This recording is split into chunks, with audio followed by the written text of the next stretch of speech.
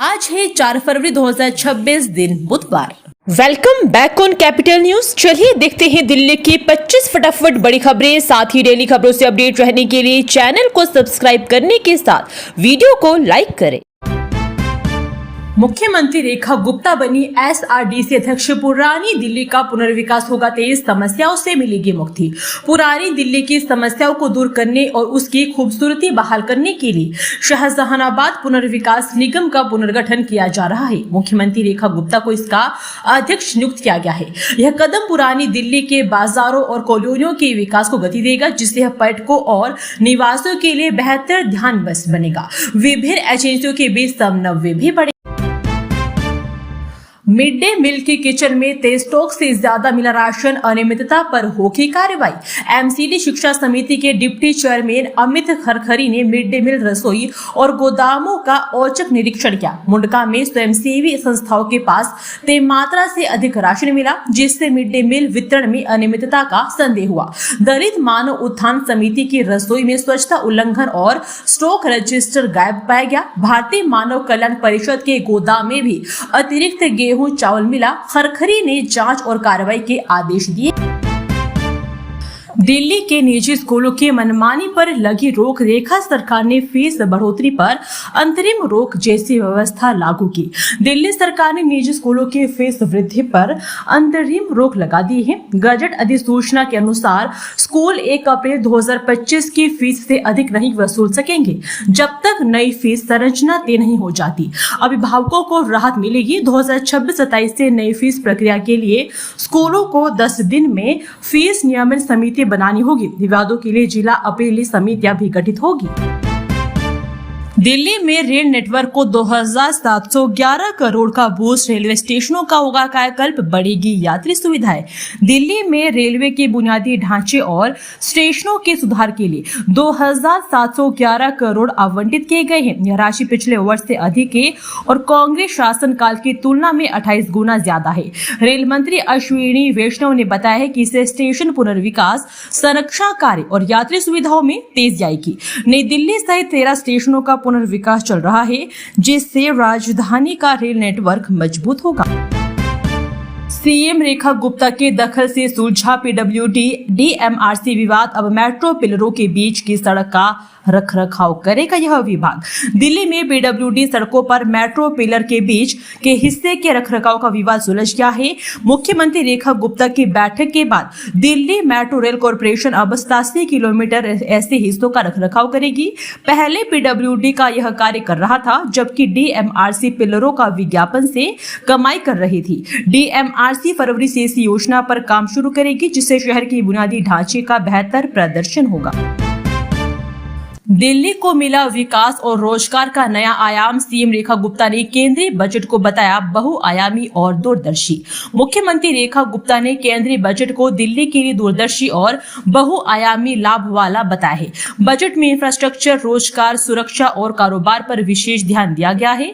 Delhi Varanasi high speed rail, छोटे कारोबारियों के लिए फंड और पूंजी निवेश में वृद्धि जैसे प्रावधानों से राजधानी में विकास और रोजगार के नए अवसर पैदा होंगे। दिल्ली पुलिस को भी बड़ी राशि आवंटित की गई। दिल्ली एयरपोर्ट के T3 में हो रहा बड़ा बदलाव। डोमेस्टिक का पीएससी पर अब इंटरनेशनल उड़ानों में होगा इस्तेमाल।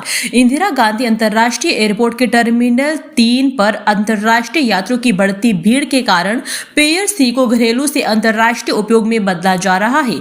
इस बदलाव से T3 की अंतर्राष्ट्रीय यात्री क्षमता 50% बढ़कर 3 करोड़ सालाना हो जाएगी। मार्च तक यह काम पूरा होने की संभावना है, जिससे यात्रियों का इंतजार समय कम होगा और दिल्ली एक प्रमुख वैश्विक हब भी बनेगा। अब छात्रों की करियर अपेक्षाओं को समझेगा डीयू। शुरू किया प्लेसमेंट जागरूकता सर्वे। दिल्ली विश्वविद्यालय ने छात्रों की करियर पसंद और प्लेसमेंट अपेक्षाओं को समझने के लिए एक जागरूक सर्वे शुरू किया है। सेंट्रल प्लेसमेंट सेल द्वारा आयोजित यह सर्वे प्लेसमेंट प्रयासों को अधिक प्रभावी और छात्र केंद्रित बनाने में मदद करेगा। प्राप्त प्रतिक्रियाएं संचार में सुधार, विभागों और रिक्रूटर्स के लिए समन्वय मजबूत करने तथा भविष्य के अवसरों को छात्रों की जरूरतों से जोड़ने में सहायक होगी। 48 घंटे में अवैध निर्माण नहीं हटा तो जेएनयू के हॉस्टल वार्डनों पर होगा एक्शन, यूनिवर्सिटी प्रशासन की चेतावनी। जेएनयू प्रशासन ने परिसर में अवैध निर्माण पर सख्त रुख अपनाया है। सभी हॉस्टल वार्डनों को 48 घंटे के भीतर अपने फ्लैट और हॉस्टल परिसर में किए गए अवैध निर्माण हटाने का निर्देश दिया गया है। आदेश का पालन न करने पर वार्डन पद से हटाने सहित अनुशासनात्मक कार्रवाई की चेतावनी दी गई है। यह कार्रवाई आवास आवंटन नियमों के उल्लंघन के कारण की जा रही है, जिसके लिए पहले भी निर्देश जारी किए गए थे। सांसदों में दहशत फैलाना बर्दाश्त नहीं किया जा सकता। संसद में सेंध मामले में जमानत का दिल्ली एससी में विरोध। दिल्ली पुलिस ने संसद सुरक्षा सेंधमारी की 3 आरोपियों की जमानत का दिल्ली हाईकोर्ट में पुरजोर विरोध किया है। पुलिस ने तर्क दिया कि संसद में ज्वलनशील स्मोगन ले जाना और सांसदों में दहशत फैलाना बर्दाश्त नहीं। पुलिस ने आरोपियों को मुख्य साजिशकर्ता बताया है, जिनके कृत्यों से देश की संप्रभुता को खतरा था। आरोपियों ने जमानत की मांग करते हुए कहा कि 2 सह आरोपियों को पहले ही जमानत मिल चुकी है। दिल्ली में 4 साल बाद रहा फरवरी का सबसे ठंडा दिन। कोहरे ने बढ़ाई परेशानी। मंगलवार के लिए आईएमडी का येलो अलर्ट। दिल्ली में सोमवार को फरवरी का सबसे ठंडा दिन दर्ज किया गया, जो 4 सालों में सबसे कम अधिकतम तापमान 17.5 डिग्री सेल्सियस रहा। यह फरवरी 2022 के बाद सबसे कम था। दिन भर बादल छाए रहे और घने कोहरे के कारण तापमान में गिरावट आई, जिसमें दृश्यता भी प्रभावित हुई। हालांकि आने वाले दिनों में तापमान बढ़ने की उम्मीद है, लेकिन मंगलवार के लिए येलो अलर्ट जारी किया गया है। मंत्री कपिल मिश्रा ने विधानसभा अध्यक्ष को लिखी चिट्ठी। पंजाब में हुई एफआईआर को विशेषाधिकार समिति को भेजने का किया अनुरोध। मंत्री कपिल मिश्रा ने पंजाब में अपने खिलाफ दर्ज एफआईआर को दिल्ली विधानसभा के विशेषाधिकार समिति को भेजने का अनुरोध किया है। उन्होंने अध्यक्ष विजेंद्र गुप्ता को पत्र लिखकर कहा कि यह एफआईआर संवैधानिक संरक्षण को और विधानसभा के विशेषाधिकारों का उल्लंघन है। मिश्रा के अनुसार यह मामला विधानसभा कार्रवाई के संपादित वीडियो को साझा करने से संबंधित है। उन्होंने अनुच्छेद 361 का हवाला देते हुए जांच और कार्रवाई की मांग की। नई सड़कें, सुरंग और ई बस 27,328 करोड़ के प्रोजेक्ट से बदलेगी दिल्ली। विधूड़ी बोले, जाम से राहत दे। दक्षिणी दिल्ली के सांसद राम सिंह विधूड़ी ने केंद्रीय बजट में दिल्ली के लिए प्रावधानों की सराहना की। उन्होंने कहा कि 27,328 करोड़ रुपए राजधानी में यातायात व्यवस्था सुधारने और प्रदूषण कम करने पर खर्च होंगे।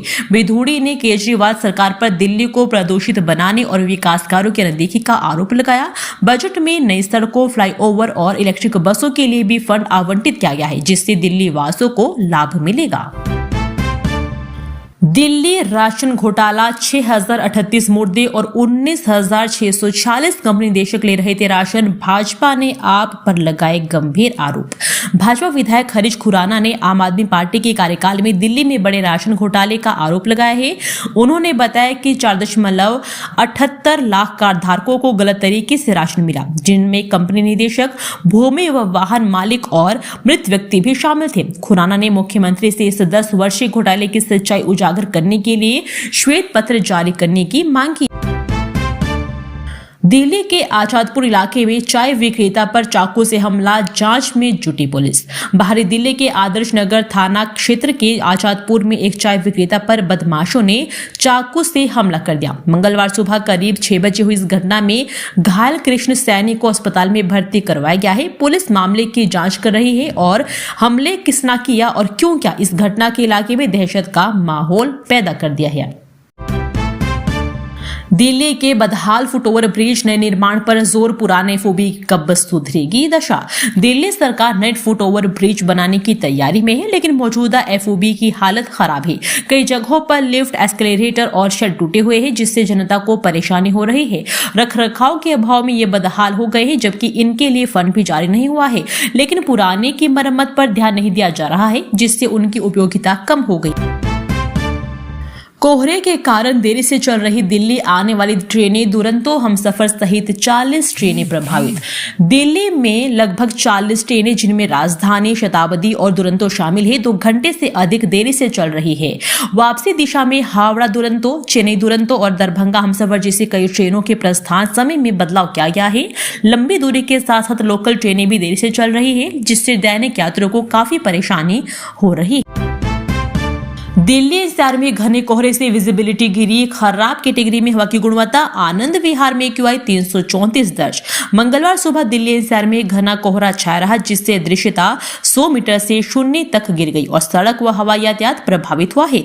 कई इलाकों में हवा की गुणवत्ता बहुत खराब श्रेणी में रही। केंद्रीय प्रदूषण नियंत्रण बोर्ड के अनुसार सुबह 7 बजे दिल्ली का औसत एक्यूआई 259 दर्ज किया गया, जबकि आनंद विहार में यह 334 रहा। अगले 2 दिनों तक वायु गुणवत्ता खराब रहने का अनुमान है। दिल्ली में पेट पार्क के खुलने की जगी उम्मीद, पालतू कुत्तों की देखभाल सहित मिलेगी खास सुविधाएं। दिल्ली के जंगपुरा में दिसंबर 2023 में बना पालतू जानवरों का पार्क इस साल शुरू होने की उम्मीद है। स्थायी समिति से मंजूरी देने में देरी के कारण यह चालू नहीं हो सका था। निगम अब फिर से प्रस्ताव सक्षम प्राधिकारी के पास भेज रहा है। यह 1.5 एकड़ का पार्क मालिकों की अनुपस्थिति में कुत्तों और बिल्लियों की देखभाल, चिकित्सा सुविधा, प्रशिक्षण और पेट कैफे जैसी सुविधाएं शुल्क पर प्रदान करेगा।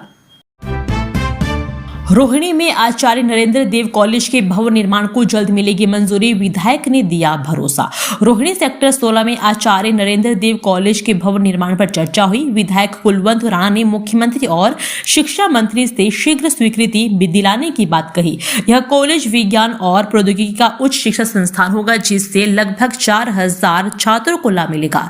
महर्षि वाल्मीकि इंस्टीट्यूट और डॉक्टर बाबा साहिब अम्बेडकर मेडिकल कॉलेज के विस्तार पर भी काम चल रहा है। बैंक अधिकारी बताकर महिला को कार में लिफ्ट दिया, फिर आभूषण लेकर हो गए फरार। मौर्या एनक्लेव पुलिस ने एक जालसाज राहुल उर्फ अजय को गिरफ्तार किया है, जिसने खुद को बैंक अधिकारी बताकर एक महिला को कार में लिफ्ट देकर उसके गहने और नकदी ठग ली थी। आरोपित पर 9 आपराधिक मामले दर्ज है और वह 7 मामलों में वांछित था। पुलिस ने वारदात में इस्तेमाल सेंट्रो कार भी बरामद की है। उसके 2 साथी भी फरार है, जिनकी तलाश जारी है। द्वारका में 4 साल बाद खुली सरकारी तंत्र की नींद, सर्वहित अपार्टमेंट पहुंचकर लिए पानी के सैंपल। द्वारका सेक्टर 17 के सर्वहित अपार्टमेंट में 4 साल से दूषित पानी की समस्या पर दैनिक जागरण की खबर के बाद सरकारी तंत्र सक्रिय हुआ है। दिल्ली जल बोर्ड और नगर निगम की टीम ने घरों से पानी के नमूने लिए। अधिकारियों ने पुरानी पाइपलाइन बदलने और 1 सप्ताह में समस्या के समाधान का आश्वासन दिया है। लगभग 800 परिवार इस गंदे पानी से परेशान थे, जिससे बीमारियां फैल रही थी। द्वारका पुलिस ने मध्य प्रदेश से लाखों के जेवरात चुराने वाली घरेलू सहायिका को दबोचा। द्वारका जिला पुलिस ने एक घरेलू सहायिका को मध्य प्रदेश से गिरफ्तार किया है। आरोपी लक्ष्मी रानी बंसल ने अपने मालिक के घर से लाखों के जेवरात चुराए थे और फरार हो गई थी। पुलिस ने तत्परता दिखाते हुए उसे दमोह जिला से पकड़ा और चोरी किए गए सोने के कंगन, हीरे की बालियां और अन्य आभूषण बरामद किए। ये गिरफ्तारी दिल्ली पुलिस की अंतर्राज्यीय कार्रवाई का परिणाम है। डाबड़ी गुरुग्राम मार्ग पर खतरनाक हुआ सफर, जानलेवा गड्ढे, कोहरे ने बढ़ाया हादसों का डर। पश्चिमी दिल्ली का डाबड़ी गुरुग्राम मार्ग बदहाल है, जहां जानलेवा गड्ढे और घना कोहरा हादसों का खतरा बढ़ा रहे हैं।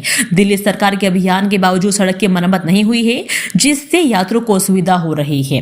पंखा रोड मोड़ पर गहरे गड्ढे से लंबा जाम लगता है और बाइक सवारों के लिए फिसलने का डर है। यह व्यस्त मार्ग अब हादसों का कारण बन रहा है, जिससे बड़ी त्रासदी की आशंका है।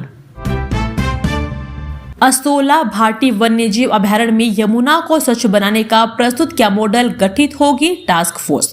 असोला भाटी वन्यजीव अभयारण्य में पर्यावरण मंत्रालय ने आर्द्र भूमि दिवस मनाया। कार्यक्रम में छात्रों की कलाकृतियां और विभिन्न विभागों के स्टॉल प्रदर्शित किए गए, जिसमें आर्द्र भूमि संरक्षण और जैव विविधता वृद्धि पर जोर दिया गया।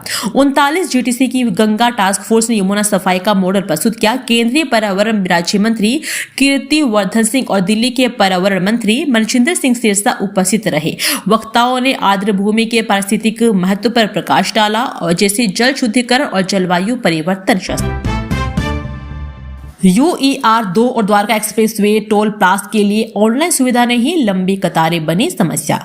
UER 2 और द्वारका एक्सप्रेसवे टोल प्लाजा पर मासिक पास बनवाने के लिए ऑनलाइन सुविधा न होने से लोगों को लंबी कतारों में खड़ा होना पड़ रहा है। NHAI का कहना है कि भुगतान के ऑनलाइन विकल्प है, पर पास के लिए शुरुआती भौतिक उपस्थिति अनिवार्य है। वाहन चालक ऑनलाइन सुविधा की मांग कर रहे हैं, ताकि समय की बचत हो और सुविधा से बचा जा सके। करदाताओं को रास आ रही सुनियो योजना, निगम का बढ़ा राजस्व, एमसीडी ने फिर बढ़ाई समय सीमा। दिल्ली नगर निगम की सुनियो संपत्ति कर निपटान योजना को जबरदस्त सफलता मिली है। इस योजना से निगम को 1000 करोड़ रुपए से अधिक का अतिरिक्त राजस्व प्राप्त हुआ है, जिससे कुल संपत्ति कर संग्रह 2800 करोड़ रुपए पार कर गया है। 1 लाख नए करदाता भी जुड़े हैं। योजना की लोकप्रियता देखते हुए एमसीडी ने इसकी समय सीमा 28 फरवरी तक बढ़ा दी है, जिससे और अधिक लाभ उठा सकते हैं लोग। बीकानेर चौक और करोल बाग में चलाया zero tolerance traffic enforcement drive, 4233 चालान काटे गए। करोल बाग और बीकानेर चौक में 16 जनवरी से 1 फरवरी तक zero tolerance traffic enforcement drive चलाई गई। इसका उद्देश्य सुचारू यातायात, सड़क सुरक्षा और जाम कम करना था। इस दौरान नो एंट्री उल्लंघन और गलत पार्किंग के लिए 4233 चालान काटे गए और 968 वाहन टो किए गए। इस अभियान से यातायात अनुशासन में सुधार हुआ, जिसकी व्यापारियों ने सराहना की। पुलिस अन्य भीड़भाड़ वाले स्थानों पर भी ऐसे अभियान चलाएगी। सिर्फ 11 साल में ही जर्जर हो गया दिल्ली का यह फ्लाईओवर, भ्रष्ट अधिकारियों से लागत वसूलने की मांग।